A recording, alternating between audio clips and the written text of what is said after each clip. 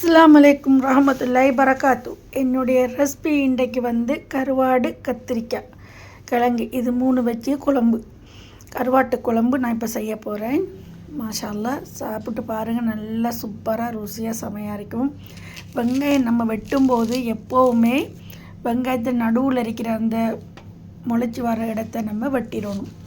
அந்த வேர்கள் வர இடத்த நம்ம வெட்டிடணும். அப்போ தான் நம்ம வெங்காயம் எண்ணெயில் போட்டு வதக்கும் போது ஒத்தையாக வரும் பிரிஞ்சு. இல்லாட்டி அதை வெட்டாமல் வெட்டி போட்டோம்னு சொன்னால் என்ன நடக்கும், அது நம்ம வதக்க அது சேர்ந்து தவுண்டு வந்துக்கிட்டே இருக்கும். அதனால் அப்படி விட்டுக்கோங்க. வெங்காயத்தை நல்லா மெலிசு மாதம் 2 மீடியம் சைஸ் வெங்காயம் நான் வெட்டுறேன். என்ன தெரியுமா, நம்ம குழம்பு வைக்கிறதுக்கு குழம்பு நல்லா டிக்காக வரணும். அதனால் நான் 2 சைஸ் வெங்காயம் வெட்டியிருக்கிறேன். நம்மளுக்கு எவ்வளவுக்கு கருவாடு போடுறோமோ அந்த அளவுக்கு நம்ம சாமான் சேர்த்துக்கொள்ளணும். இது இப்போ நான் இஞ்சி ஒரு துண்டு, அதேமாதிரி வெள்ளைப்பூடும், இஞ்சி பெரிய துண்டு இல்லை, ஒரு அளவான ஒரு சின்ன துண்டு வெள்ளைப்பூடு ஒரு 4-5 வெட்டி போடையில் இது நான் சாடையை வெட்டி போட்டு மிஷினில் போட்டு சாடையை அரைச்செடுக்கணும். நான் இப்போ அரைக்க மாட்டேன், இது அப்படியே நான் இதில் போட்டுருவேன். ஏன்னா நான் மசாலா மிஷினில் அரைக்க போகிறேன், அதனால் நான் அப்படியே போட்டுட்டேன். ரம்பை இப்போ போடுறையில் வதக்கும்போது, நம்ம கறி வதக்கும்போது தான் போடணும். இப்போ நான் மசாலா வதக்கி எடுக்க போகிறேன் கருவாட்டுக்கு. தேவையான பொருட்கள் எல்லாம் வெட்டி எடுத்துட்டேன். கருவேப்பிலை, ரம்பை, இஞ்சி, பூண்டு, கத்திரிக்காய் எல்லாம். இங்கே பாருங்கள், கத்திரிக்காயை நான் முதல்ல இந்த மூளை வெட்டிட்டுருணும். அந்த மூளை சதையோடு வெட்டி வீசக்கூடாது. இந்த மாதிரி சைட்டை வெட்டிட்டு போட்டு இந்த சதைக்குள்ளே நல்ல டேஸ்ட் ஒன்று இருக்குது. இந்த மூடி இருக்குது, இல்லை பச்சை மூடி, அதில் காம்பு இருக்கிற இடத்துல அதில் ஒரு டேஸ்ட் இருக்கும். அது தனியாக சமைச்சு சாப்பிட்டோம்னு சொன்னால் அவ்வளோ இறைச்சி ஆக்கின எப்படி ருசி வரும், அந்த மாதிரி ஒரு டேஸ்ட் அதுக்குள்ளே இருக்குது. இதே நம்ம சும்மா இது சரி ஒன்றில் வச்சு அச்சார் மாதிரி போட்டு உப்பும் வெள்ளைப்பூடும் வச்சு அமர்த்தி வச்சுட்டு செய்துண எண்ணெய் ஊற்றி வச்சோம்னு சொன்னால் புளிப்பு தன்மை கொடுக்கும். கத்திரிக்காய் இவ்வளோ புளிப்பு தன்மை இருக்குது.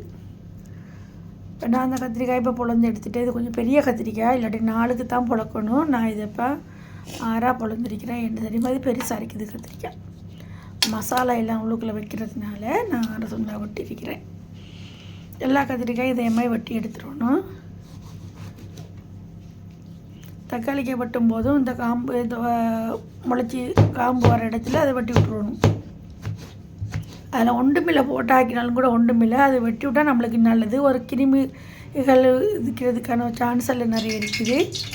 எண்ணெயை மிச்சம் ஊற்ற தேவையில்லை. ஒரு 4 டேபிள் கரண்டி அளவுக்கு எண்ணெயை ஊற்றிட்டு வெங்காயத்தில் கொஞ்சத்தை எடுத்துட்டேன்.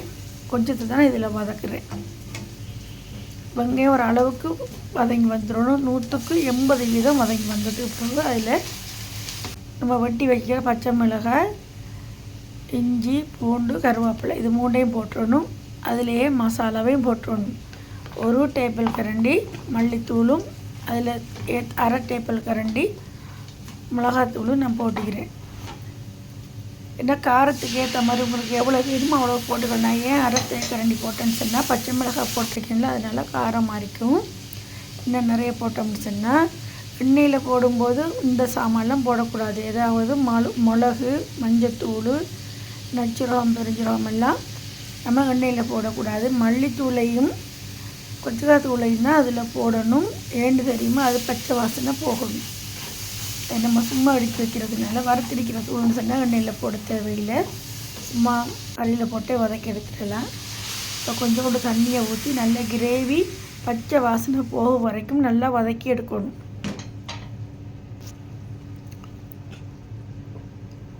நாலஞ்சு தரம் மூடி அப்படி திறந்து கிளறி விட்டுருங்கன்னு சொன்னால் அது நல்லா பச்சை வாசனையெல்லாம் போய் நல்லா கிரேவி ஆகி வந்துடும். நான் 2ஆம் தரமும் இதை மூடியை போட்டு மூடிக்கிறேன், கிளறி விட்டு போட்டு. இது ஒரு 3ஆம் தரமும் இப்போ மூடியை போட்டு மூடுவேன். பாருங்கள், இன்னும் கொஞ்சம் பத்தணும். இது நல்லா வத்திருச்சு. இது ஸ்டேஜில் நம்ம கொஞ்சம் நேரம் மூடி வச்சுட்டு அடுப்பை ஆஃப் பண்ணிட்டுருணும்.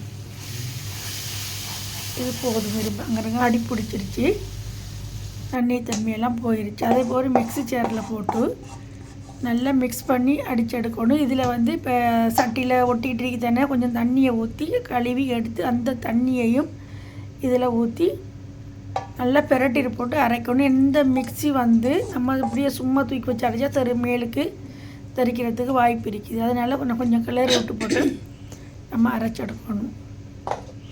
அரைக்கும்போது ஒன்றும் போட தேவையில்லை, நம்ம அந்த கிரேவியை மட்டும் அரைச்சிட்டு போதும்.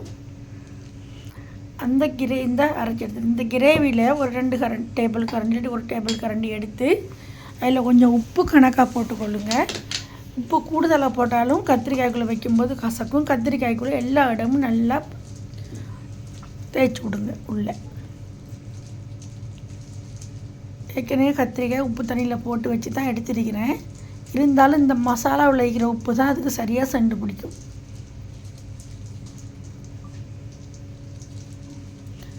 நல்ல சூப்பர் வாசனையாக இருக்கும். எல்லா கத்திரிக்காய் இதே மாதிரி நம்ம தேய்ச்சி எடுத்துடணும். பூசி வச்சிட்டோம்னா அதுக்கு பொரிக்கிறதுக்கு நம்மளுக்கு லேசாக இருக்கும். ரொம்ப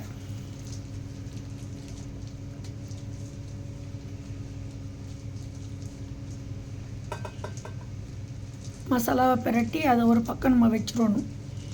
இப்போ மசாலா பிரட்டி கத்திரிக்காயில் வச்சதுக்கு பிறகு அதை ஒரு சைட்டில் வச்சு போட்டு இப்போ நம்ம கருவாட்டில் கறியாக செய்கிறதுக்கு ஆரம்பிப்போம்.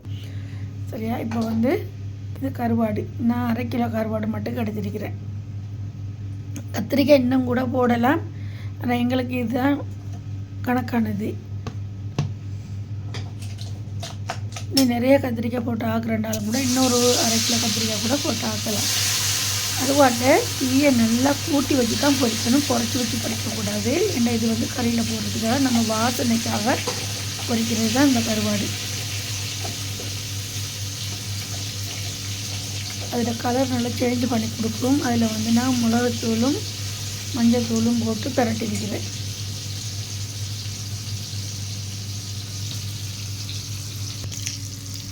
புளி,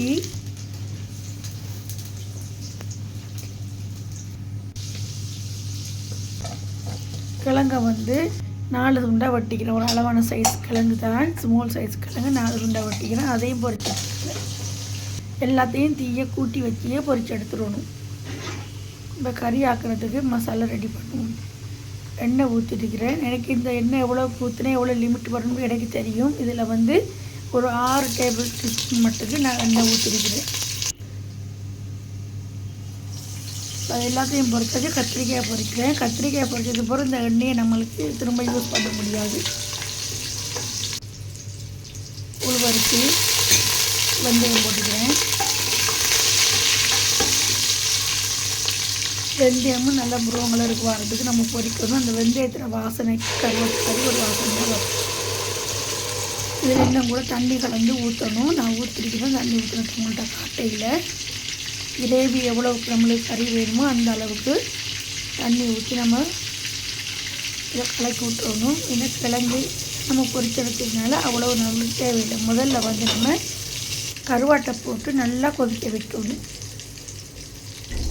இது புளி, பழப்புளி தேவையான அளவுக்கு பார்த்து ஊற்றிக்கொள்ளுங்க. ஏண்டா ஏற்கனவே நம்ம தக்காளிக்கு போட்டதுனால அதில் புளிப்பு தன்மை இருக்கிறது. பாருங்கள், எண்ணெய் கருத்து போய் தீர்மம் தண்ணி யூஸ் பண்ணக்கூடாது. சோப்பு கொஞ்சம் ஊற்றினோம்னு சொன்னால் எண்ணெயெல்லாம் செத்துடும். இல்லை கிழங்கையும் போட்டுட்டேன். இது ஒரு 1/2 மணித்தாலும் அது வெந்ததுக்கு பிறகு கிழங்கு போட்டேன். கிழங்கு போட்டதை உங்களுக்கு வீடியோவில் காட்டலை. இந்த கிழங்கு பொரித்து வச்ச கிழங்கையும் போட்டாச்சு. கருவாட்டில் உப்பு போட தேவையில்லை கறிக்கு. ஏன்னா கருவாட்டில் ஆல்ரெடி உப்பு நிறைய இருக்குது. இப்போ உங்களுக்கு அது உப்பு டேஸ்ட்டு அவ்வளோ வராது.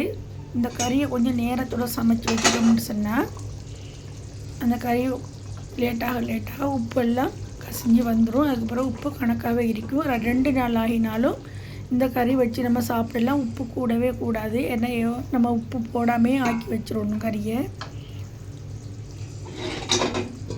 நான் 2 மட்டுக்கு போட்டிருந்தேன் கருவாட்டை தண்ணியில். இப்போ இறக்க கிட்டவா ஒரு 5 நிமிஷத்துக்கு முன்னாடியே இந்த கத்திரிக்காய் இதில் போட்டுருணும். இப்போ கிழங்கும் வந்துருச்சு, கருவாடும் வந்துருச்சு. கத்திரிக்காய் வந்து ஏற்கனவே நம்ம பொரிச்சிட்டோம். அவ்வளோ வேக தேவையில் ஒரு 5 நிமிஷம் அடுப்பை நல்லா குறைச்சி வச்சுட்டு வச்சிங்கன்னு சொன்னால் அடுப்பில் கத்திரிக்காய் வெந்துடும். அதோட நம்மளுக்கு கறி ரெடி ஆயிரும். உப்பு எதுவும் போடக்கூடாது.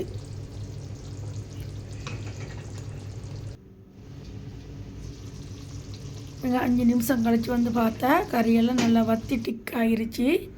இந்த மாதிரி தான் அந்த கறி வரும். எவ்வளோ நாளும் சாப்பிட நல்லா டேஸ்டியாக இருக்கும். எத்தனை நாளைக்கு வச்சு சாப்பிட்டாலும் கெட்டு போகாது, நல்லா இருக்கும். வெளியிலே வச்சு காலையிலையும் இரவையிலையும் சூடு பண்ணி வச்சுருந்தீங்கன்னு சொன்னால் 2-3 நாளைக்கு கூட நீங்கள் வச்சு சாப்பிடலாம். கருவாட்டு கறி ஒரு நாளும் கெட்டு போகாது. அச்சார மாதிரி வச்சு சாப்பிடலாம்.